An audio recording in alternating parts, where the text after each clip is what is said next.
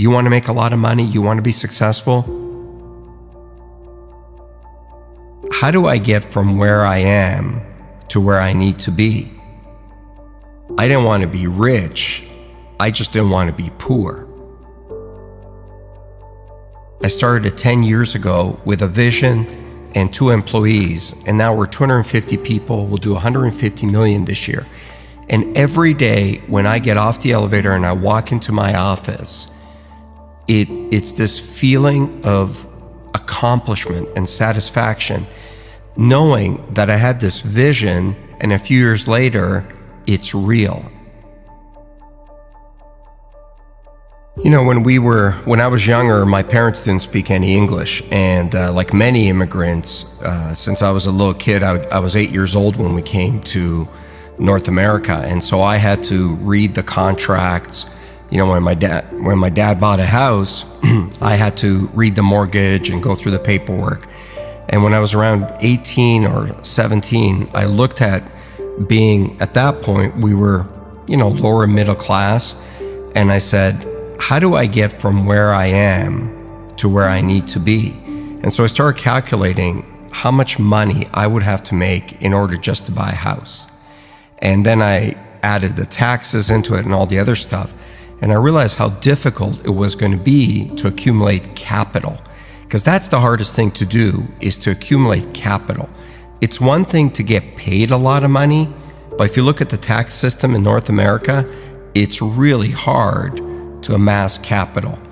And I just decided that I didn't want to be where I was. I didn't want to be middle class or lower middle class or mediocre. I just wanted to be great at something. Because I figured out that the people that I saw that were doing great things were fundamentally great at one thing. The analogy I always use is Peyton Manning gets paid $10 million a year. He doesn't get paid $10 million a year to tackle, to kick the ball, to play defense. He gets paid $10 million a year to do one task and do it really, really well. Nobody buys from you. Nobody makes you wealthy because you're okay at something. The world does not reward mediocrity, nor does it reward average. It only rewards exceptional. So you got to find that one thing that you're good at, and you got to become great at it. Because if you focus what you're not good at and try to become good at it, you're going to run into somebody who is going to clean your clock at it. When you think about success and you think about business and you think about being an entrepreneur, everybody wants to talk about the good times. And I always say to people, it's easy to be an entrepreneur when the sun is shining. It's easy to run your own business when there's good cash flow and people love you and there aren't many problems. But have that same desire to do it when your biggest customer just left, or do it when you don't have enough cash to make payroll, or do it when you've got real problems at home and nobody cares. Being a great entrepreneur is the ability to stay focused and highly motivated when there's failure around you. It's not your ability to handle success that'll decide how successful you'll be. It's your ability to absorb failure. Not take failure, not get hit, but absorb it. Absorb it with every fiber of your body. When there are those days where you feel like, I just cannot go on. Get up on those days, get in front of your team, and get them going in the same direction, and be highly motivated on those days. Because if you can do it on those days, you can do it any day. Being a successful entrepreneur is really lonely. I'm not saying that because I expect people to call me up and say, I'll be your friend and look for sympathy.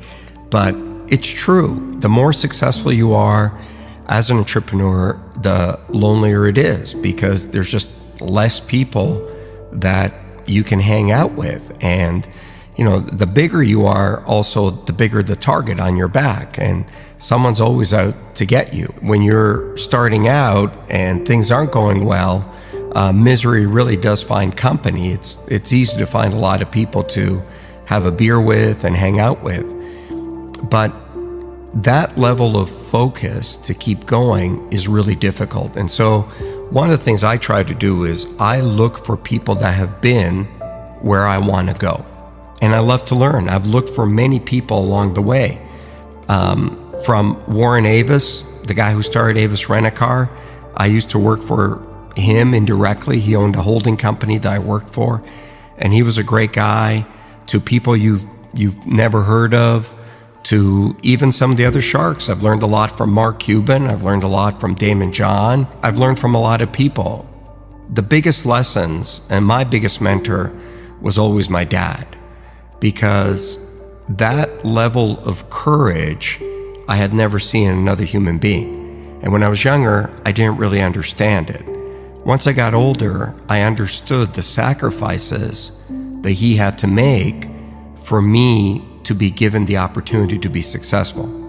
I mean, he was 37 years old, left a communist country, crossed the border, hopped on a boat, and brought his wife and me, my mom and I, with one suitcase to a foreign country where he didn't speak the language, didn't know a single soul, and we had something like $20 in our pockets. That's courage. And as I got older, what I really learned out of that is never complain, because number one, nobody cares, and two, all you deserve in life is an opportunity. Man, when something gives you an opportunity, you got to take it, you don't complain, and you got to go for it. I'm a highly emotional guy. I'm a highly passionate guy. I love my business. I love everything about it. Where I'm not emotional is when it comes to winning or losing. You've got to be very careful about not taking your own bias or emotion into a negotiation or into a fight or into anything, because you've got to be very clear what the goal is. And in business, the goal typically is to make money. When I went to sell my first business to AT&T, I didn't want to sell it. And so it was the night before we were supposed to close the deal. And so I changed my mind and I called the CEO at the time and I said, "Oh, I can't sell this business." And he looked at me and he said, "Why not?" And I said, "Oh, it's my baby." And he said, "No, it's not. It's a business." I said, No, it's my baby." And he goes, "No, it's not. Your baby is what you have at home. That's your family. Your business is not your family. Your business is an asset that you started. And if you think we're paying you the right price, then you should sell it. If you think you can keep going and maximize the return, then don't sell it." And he was so non-emotional about it, it really hit home for me. I've seen more people make mistakes because they get angry or they get highly emotional in front of a customer or in front of a supplier. Leave your emotion at the doorstep. Business is about business. When you hit the real world, you're going to start competing with people who are really, really good at something. Technology, advertising, something, and they know it inside out. You want to make a lot of money, you want to be successful, you got to take those people on with a skill that you're world class at. I hate the word failure. I hate that label.